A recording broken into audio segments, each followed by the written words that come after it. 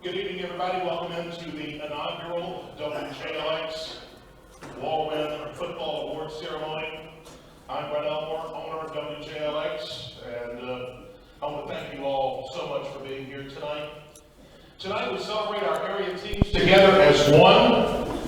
It was a season that exceeded a lot of expectations for many teams, and we celebrate their accomplishments of our student athletes, our coaches, cheerleaders, bands, administrators, and fans. Would the coaches in attendance tonight please stand?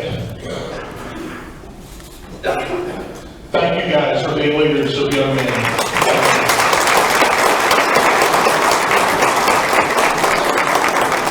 nothing like a football Friday night here in the Wal-Win area. And tonight we recognize the all Wal-Win area team. When I call your name, just come up to the stage left and get your certificate.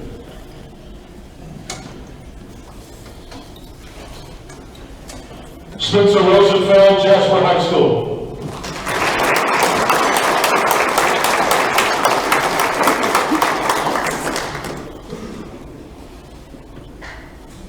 Landon Castillo, Jasper High School.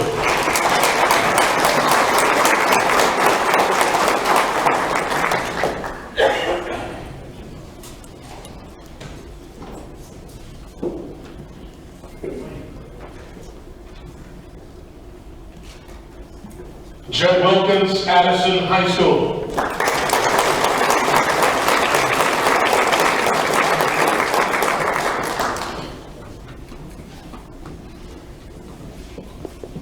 Judd had 473 yards receiving and 9 touchdowns. Congratulations. For Carbon Hill, Bulldogs, Walker Kimbrell.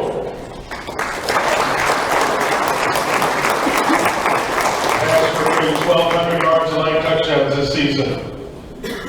Also for Carbondale High School, Cam DeJesus, 43 catches, 658 yards and 5 touchdowns for Cam.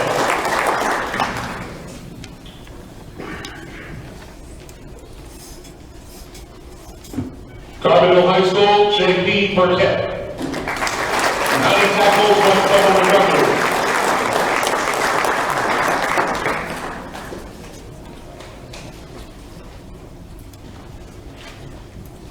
Ian Tuggle, Curry High School, 82 tackles, 1 reception, 1 forced fumble, 1 fumble recovery, 1 sack, and 2 defensive touchdowns for Ian.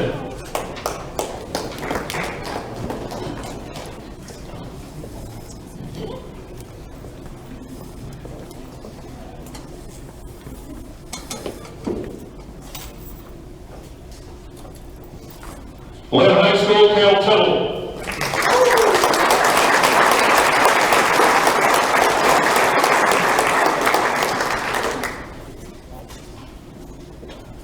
Cole Kelly, Lynn High School.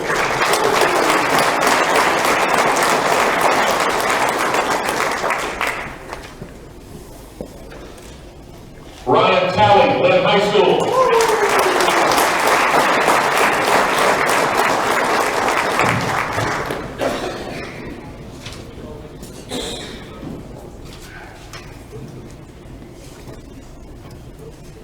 Cameron Deaver, Meek High School.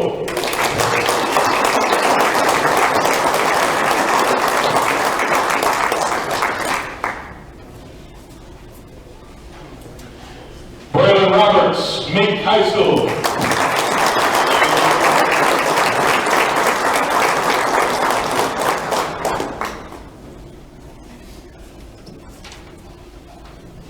Coach Kurt, I'll have you come up too for this next set of awards.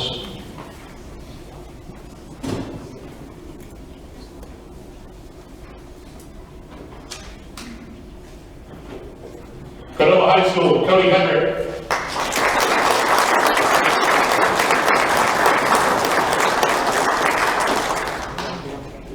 Xander Mooney, Canova High School.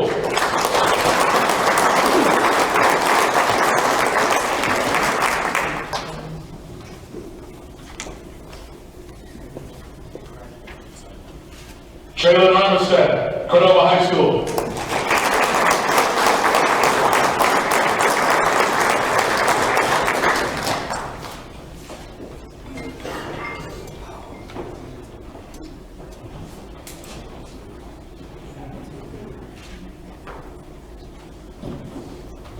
We had to have Coach come up because that's his family, and he's on staff with us here at the radio station. Before we get to our keynote speaker tonight and the big awards, I want to thank our sponsors, CEDA, the Cordova Economic and Industrial Development Association. You guys, please stand to be recognized. CEDA, thank you. Alabama Stackers, one of our fine sponsors. Thank you to Alabama Stackers. Battle State Community College and Pinnacle Bank. Also like to thank Will Forey, his family, staff over there at Bullpen Steakhouse and Barbecue in Oakland for the delicious meal tonight. Give them a round, it was really good.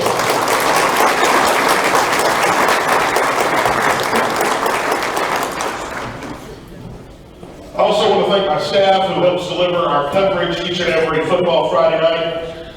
My broadcast partner, Woody Wilson. Woody? He's going to be entering his 44th season behind the mic for Viking football coming up this fall. That means you're signed up again. Okay. My sports director, Brian Hill, who I couldn't do it without. Thank you, Brian. Also, guy behind the scenes, Sebastian Black. Sebastian, thank you. Brought in two new guys this year. Antoine Curigan, former player of the Vikings. And Luke Keaton, who does a great job for us as well.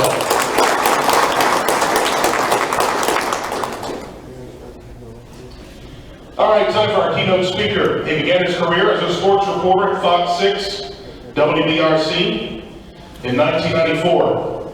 In 2019, he transitioned to the news and is busy helping Good Day Alabama in the morning, and he's the anchor for Fox 6 News at noon. But most importantly for us, we know him from Fox 6 Sideline. Sheldon Hagan.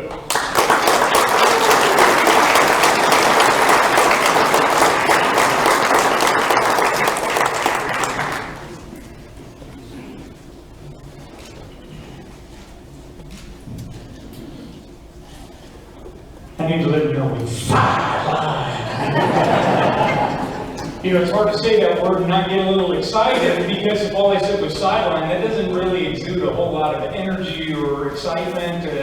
You know, but that, to me, that's what high school football is all about, is just having fun, you know, just having a passion for something and showing people things that everybody loves. Because when I think of high school football, I just don't think about the team itself. I think about the community that it surrounds itself, that shows its support.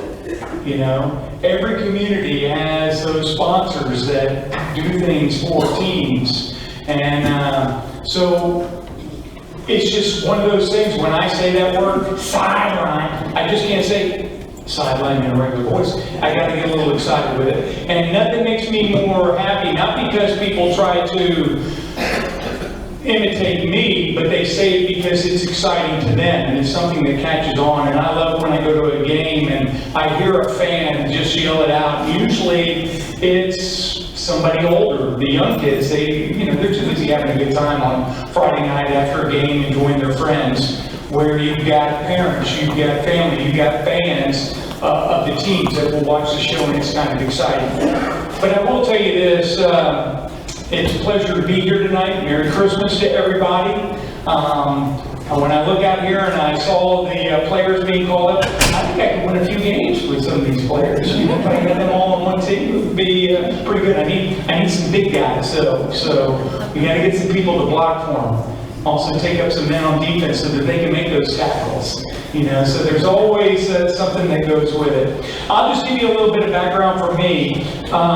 When I decided to get into sportscasting, I was in high school at the time. I played high school football, played baseball, a little basketball. Wasn't really exceptional at any of it. Everything that I had was more of a natural talent. I didn't work hard enough at that. And that could be another topic for another day, because I would always encourage young people to work hard. And those are some things that I look back at my age that I probably have more regrets, is that I didn't work hard enough. And I can honestly look at myself in the mirror and say that. But when I was playing sports, which is something that I always knew, was always fun to me. And my dad was asking, hey, what do you want to do, when you go to college? And he told me, he said, hey, do something that you enjoy. I wish he would have said, do something that'll make you some money, but he said, do some things that you enjoy. Well, sports is what I love. That's what I played. That's what I watched on television. And there were only 3 stations back then, so you got a few games, and you watch those games. They were all big games. And so I told him I was a sophomore in high school. I wanted to do this. So he said, well, if you're going to do it, continue to play your sports, do whatever you have to do to, stay on the team and stuff. But he says, you need to start thinking about doing things along getting into that business. So there weren't a whole lot of opportunities back then. It was more like, hey, I became a reporter for the school newspaper. My dad was in the military, so at this time I was up in Illinois, about 2 hours south of Chicago, 20 minutes north of Champaign-Urbana, which is where the University of Illinois is. My dad put in 30 years in the military, so I traveled all over. And but that's where I got my taste of it. I was playing football and reporting on the team at the same time. Didn't really get a full understanding of it all, but my junior year, the local radio station decided to give the high school 30 minutes on a Saturday morning. So I would play the games on Friday night, and then on Saturday morning, you would come in as part of a group of people, and you would talk about the high school, the events that were taking place. I remember the first day I had asked my head football coach, hey, will you join me? And I remember talking with him and interviewing him for the 3 to 5 minutes that they gave me as my allotted time. I got cotton mouth. I never got cotton mouth getting ready for a game or anything. It just seemed to come natural. But I was nervous. I was excited all at one time. And I just knew right then and there that was something that I wanted to do. So my senior year, my dad got the opportunity to transfer down to Texas. And he asked me, he says, hey, I've got this opportunity to move to Texas. I lived in Illinois since my middle school year, so for quite a while, really, in the military. And he asked me, hey, do you mind if we take this job? That means you'd have to leave me prior to my senior year of high school. Can you imagine leaving your high school before your senior year? And I thought about it for a second, and I go, well, this is Texas high school football. Chance to do that. And I told him, I said, hey, you got to do whatever you got to do, I'll follow you. As a guy who plays sports, it's easy for me to make friends because you had that camaraderie with teammates who were going through everything with you. So we moved to San Antonio for my senior year. Now, it wasn't the senior year that I envisioned, but I got an opportunity to be on the football team and get the feel of what Texas high school was all about. And then I went to Southwest Texas State, which is now Texas State University. I got a degree in journalism with an emphasis in broadcasting. I did the games on the radio as a college student. And then I also got to do some high school games on Friday nights in small communities, Wal-Win, Texas and Lockhart, Texas. It was a radio station that had about 11 communities that they did games, and it was a lot of fun. But we taped those back then, so you would tape them, and it was interesting to be able to go back and listen to yourself on that Saturday morning when they would do the actual broadcast. Anyways, an opportunity came. You had to get an internship in your degree in college or whatever, and I got to be an intern at the CBS station in San Antonio. Which means I got to go cover high school football for them. I would go and see players play. Ty Detmer is probably the biggest name that I can recall. He is a former Heisman Trophy winner at BYU. His dad was one who really introduced, at least in the Texas area, the spread offense, where you get everybody out and you're throwing the ball on every down. And I remember seeing him play before his name went, before he went to BYU, and it was phenomenal to see. And basically seeing how sports and how football was transitioning at that time from basically 3 yards in a cloud of dust to a little bit more wide open offenses that we're seeing now. And then from graduating from Southwest Texas State, I got a TV job out in Midland, Odessa, Texas, which is where, if you recall the movie Friday Night Lights, I was there during that time when that movie was portrayed. And it was exciting stuff. That high school, this is back in the, I know I look like I'm just 22, but this was back in the mid-'80s. And they had a 3-tier press box and AstroTurf. It was a stadium. And on the outside of the stadium were these oil rigs. So they were able to build it because they had oil money in that town. But anyways, that was an exciting time. I was introduced to some of the greatest high school football that I saw and have ever seen, mainly from the communities, because it wasn't like you had 11 communities within a 2-county area. You had one team within a county area. Teams would travel 3 hours to go play a district. They call them districts here, where we call them regions. Now here in Alabama, and you know, the whole communities would come out. You'd bus. I remember flying to go cover a high school game that was in El Paso, which was over 7 hours away for a first-round playoff game. Just imagine that. But that's the way that things were in Texas, and still is. And so I will tell you this about that. If you recall that movie, they 3 teams finished tied for the district title, and at 2:30 in the morning, my TV station broadcast live from a truck stop where they did a coin flip to determine the 2 teams that would play. And they did ratings back then, and I think we had more than 90% of the people watching television at 2:30 in the morning watching that coin toss. So it's big stuff out there in Texas.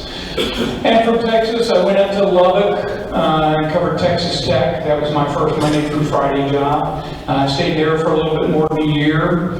Had a lot of growing up to do, and I wasn't necessarily as comfortable as I needed to be out there, and work kind of took me to Alabama at that point. And I moved to Montgomery back in 1991. And I worked there for 3 years, 1 day shy of 3 years. I met my wife there, so I had to come to Alabama to find a good-looking lady to settle down with and spend my life with.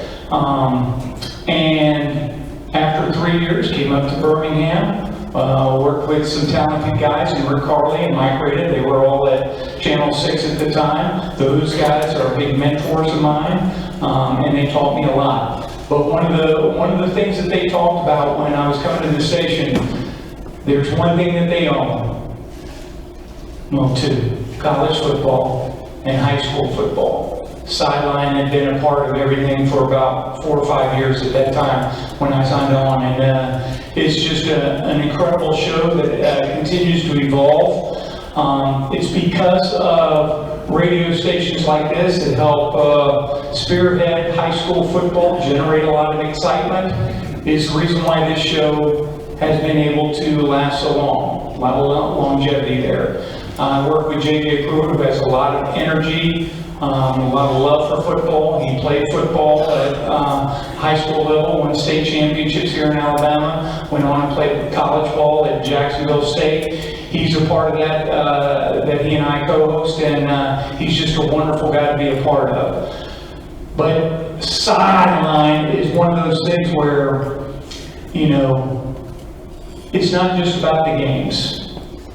I was looking at some old footage back in, telling coaches about looking for some old Cornell Williams video from his high school days. And one of the games that I came across was a playoff game against, back then, Walker County.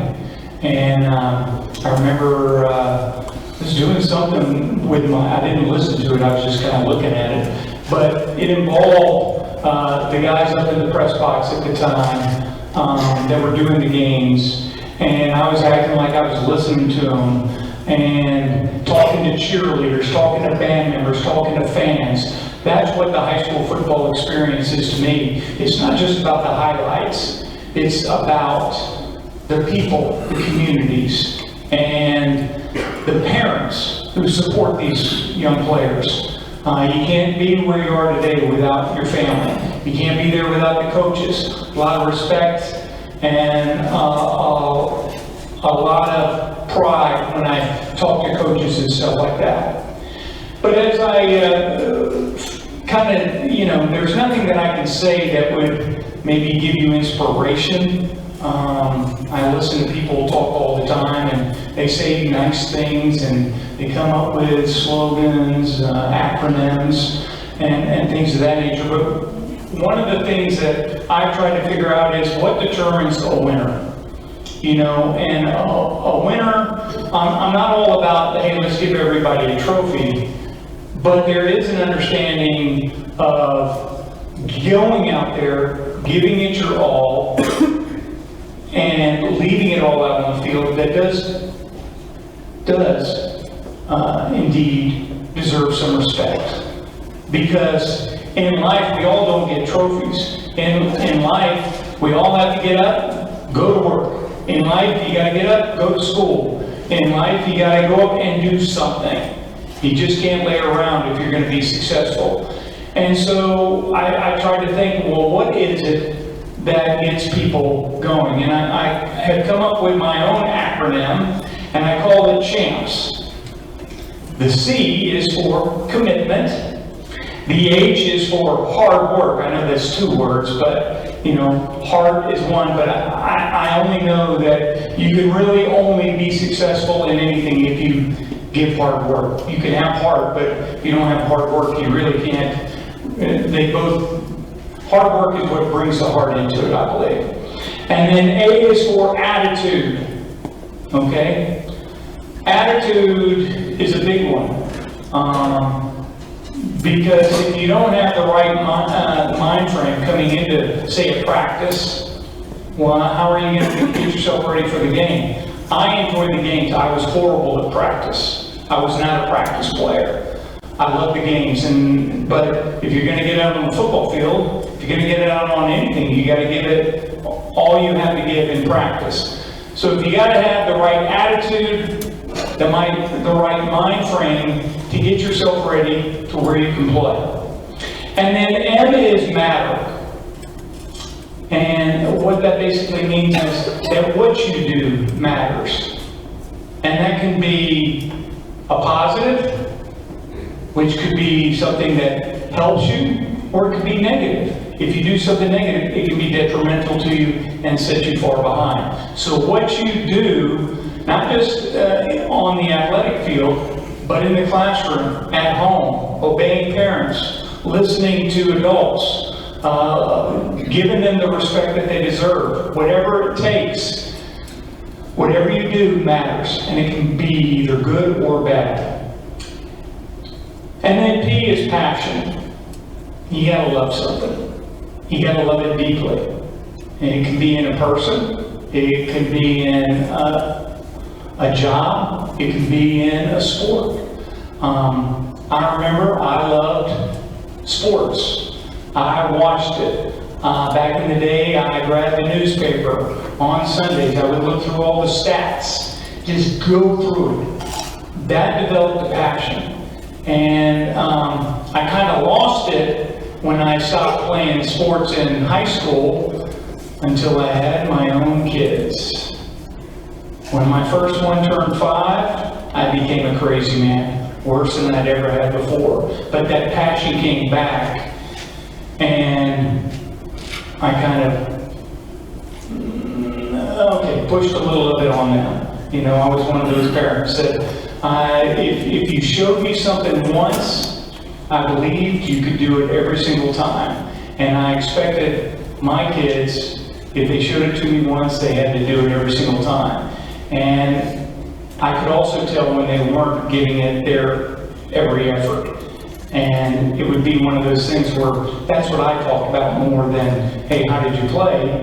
It would be your effort only us individuals know if we're giving that full effort each and every time that we do something. We can fake it, we can tell somebody something, but trust me, only you can look at yourself in the mirror and go, I didn't give it everything that I had to do. And there are many times, many days in my life that I say that about myself. Not near as many days now as I did when I was younger. Too selfish back then. A little bit more mature now, even at my great age. And S is for sacrifice. Sacrifice is giving up something so that you can do something else.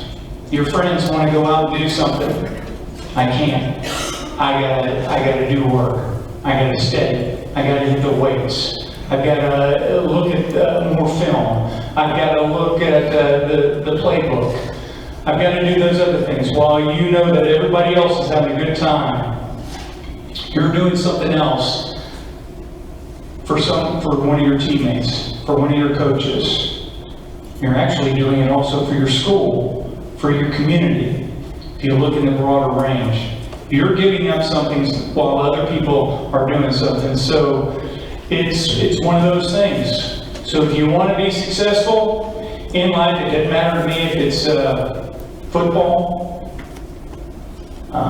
cheerleading, band, the classroom. You got to give it your all each and every day. And one of the things that I do tell my kids, they're not big into school, but I go, hey, you got to be there 7 hours. You can either go there with the right attitude and maybe get something out of it, or you can be miserable for 7 hours and get nothing and be difficult to people around you. So find those things that you're passionate about that help you get to your highest and furthest point. I looked at the teams that are here. We covered everybody at least once this year. We may not have been able to get to every school as often as we'd like. We have 166 teams in our viewing area. I believe this year we got to over 110. And to me, that's pretty good. I was one of those that picked the games, and sometimes you look and you go, okay, I've gotten this team, but I haven't gotten these teams over here. And you make that tough call going, yeah, I want to do that, but I also want to do something for this community. Everybody deserves their opportunity to shine. The radio station, I'm sure, does a great job of picking games that they have to do. It's sometimes difficult, but you want to get everybody on. You want to give each community their opportunity. And I will tell you this, and I'll mention this about the Wal-Win community. I would text Coach Hastings, this is after one game I was going, hey, I'm looking at the roster and I don't have this name of this player on the cards that I was given. And I go, hey, who is this one who caught this pass? I had the name of the quarterback, so I was only asking about the player who caught the ball. Coach told me who it was. I go on the air, we're talking about it, and we mentioned that. Well, the name that we had for the quarterback was wrong, but we had the name of the person who caught the ball correct. I get an email from the general manager who got an email from a fan who let him know that we got the name wrong. I don't have a problem with stuff like that because I want to be held to a higher standard. Turns out it was Caleb. Fortunately, I'm resending the email to the person apologizing profusely. And I go, hey, I promise we're going to get back. And we did within a couple of weeks. I think we made him our game of the week. That led to some other issues that night, as I recall. But we made up for him, I think, the next morning. But you got to remember, broadband is key in modern technology television. Got to be able to get a signal out. And I called the principal earlier in the week, and she said, yeah, you'll be able to get out. And we struggled to get out that night. But I did get to see, I know I came up and I saw Jasper play on one night against Homewood. Love love the excitement around Jasper. 3 years ago, you may not know, I was diagnosed with prostate cancer and Crohn's at the same time. I lost like 50 pounds, but prior to that, I met the principal at the time, who's now, I guess, in the superintendent's office, maybe he's the number 2 person. Anyways, he just made us feel at home. And I got to, so when I said, hey, we're coming up to do the game, the Jasper teacher that was in charge of like woodshop or whatever made me this cool thing. When I showed up, it had sideline on it, Sheldon Haygood, and it had footballs and stuff like that. And the kids in the class gave it to me. And instantly, I was a big Jasper High School fan, because it's still in my office area there that I get to see every time that I look up. But also with Jasper, you got the band, they're a state championship quality band. How exciting is that? But on that night when they were playing Homewood, I also got to go to Dora. Dora was playing St. Clair County, I believe, that night. It had been a while since I had been to a Dora game, and just had a blast.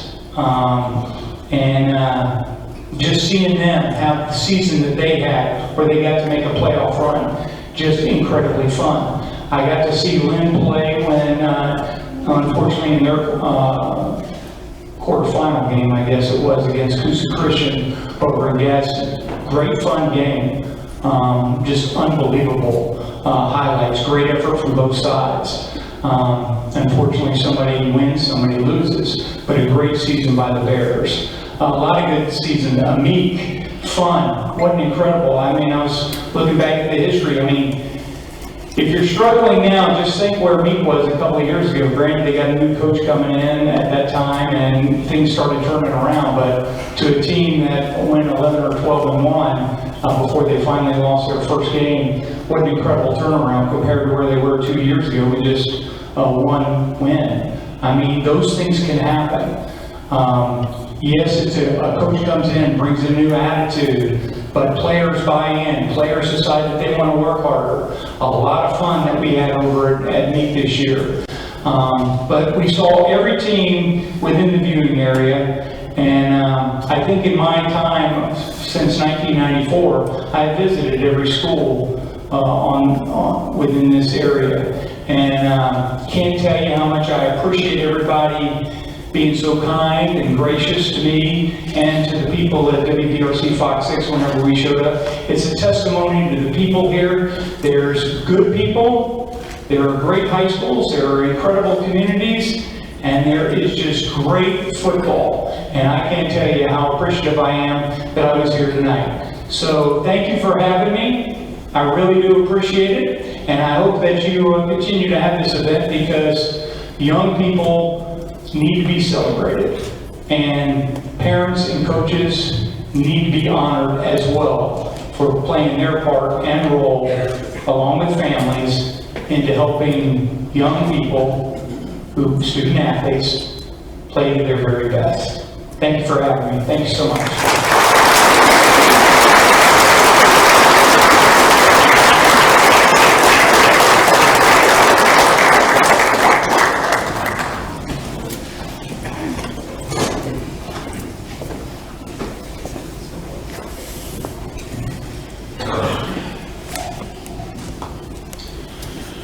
All right, it's time to get to the big awards for tonight. I tell you, like Shuttle was saying, we've had so much fun covering high school football in this area over the years. This year, I think, was one of the best overall. I really do. And it was really hard this year to come up with winners for each category. We tussled with this a lot. Our first award is something that Brian had thought of, and our coaches nominated a Making a Difference award category. This is for unsung heroes, people who may not get the recognition that they deserve, and the behind the scenes guys. We have so many people that do that in every program.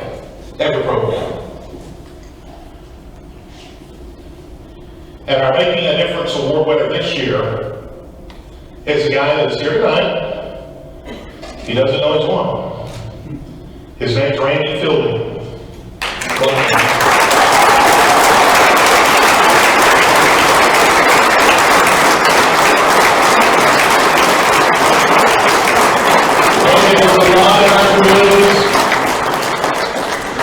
I knew he was going to be here tonight, you know, and he was nominated as one of our award winners. Randy, week in and week out, you were on the sidelines taking those vital memories of the young people as they're out representing their communities.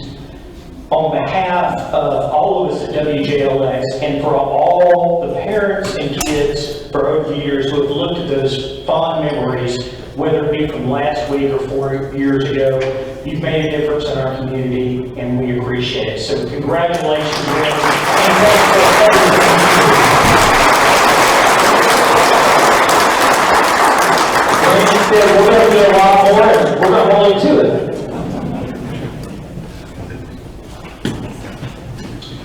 Up next, our Coach of the Year. Once again, a very hard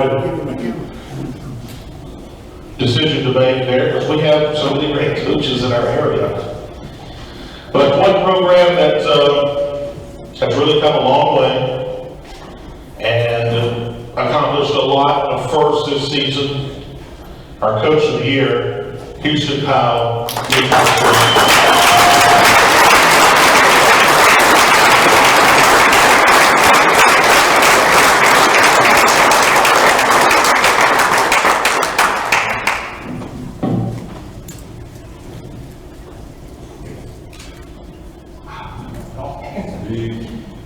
Coach, talk about the season, a magical one, region championship, just a few words about your team.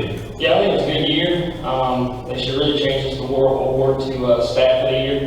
I'm the up here getting it, but those guys sitting at that table right there pretty much on the time, a lot of effort. You know, I just, special moment for me to accept this. I'm really accepting it for our program and for our staff. We've got phenomenal kids. They work hard. They bought into what we were wanting to do every week. And my biggest thing is that high school football is going to be a roller coaster. You're going to have good years, you're going to have bad years. So if I can give any advice, and one of our coaches tells us every week, but enjoy the good times. And we definitely did this year, and we appreciate it. Thank you.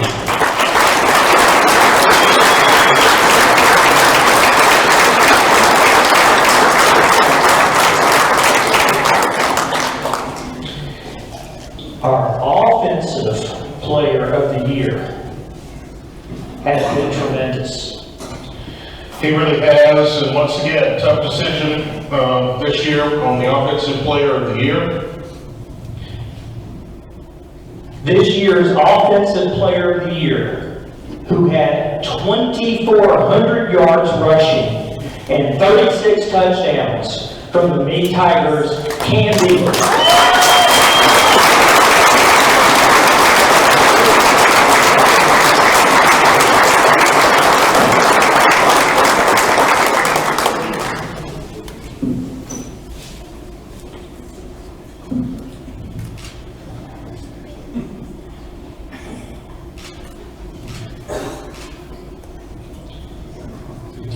Cam, 2,400 yards rushing.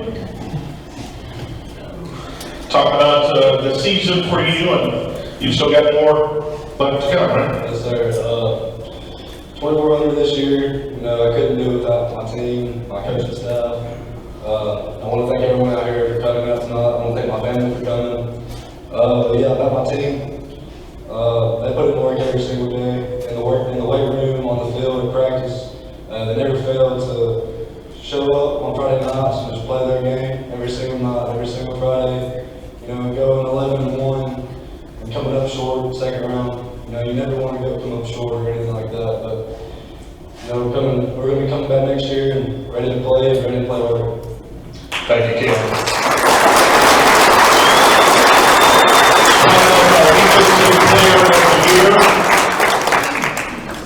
Defensive player of the year this year, A young man with 112 tackles, including 5 tackles for a loss, 2 sacks, 1 fumble recovery, Landon Castillo, Jackson.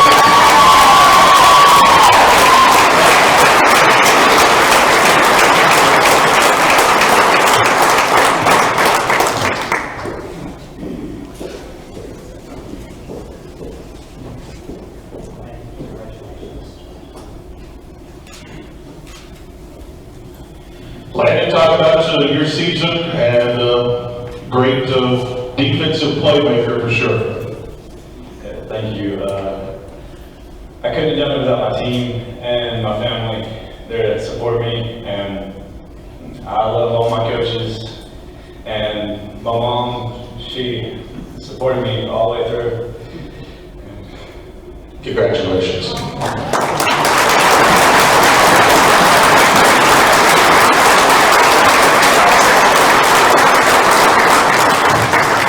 This thing's heavy. I might have to go look at the offensive line to help me here.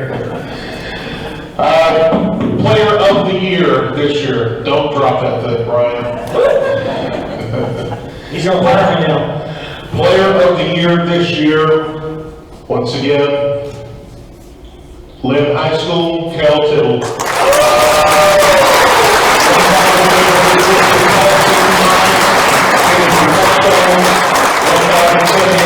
Healthy, 13 touchdowns, 2,892 all-purpose yards, and 36 touchdowns. Congratulations.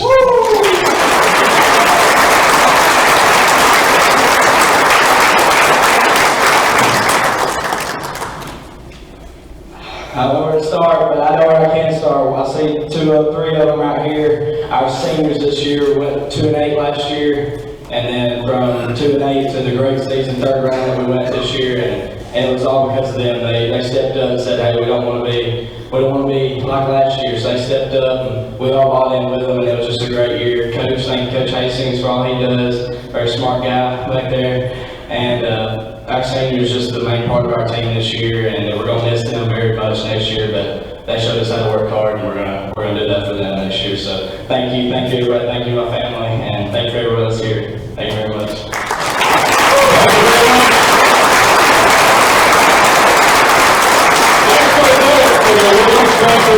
We thank you so very much. You guys just won awards. If you want to take pictures over here in front of the screen, you can. Radio will be over there. Any type of pictures you want to make, we'll do over here. We do want all of our big winners to definitely take a group photo with all of us here tonight. Thank you so much for coming tonight, and we look forward to next year. Thank you.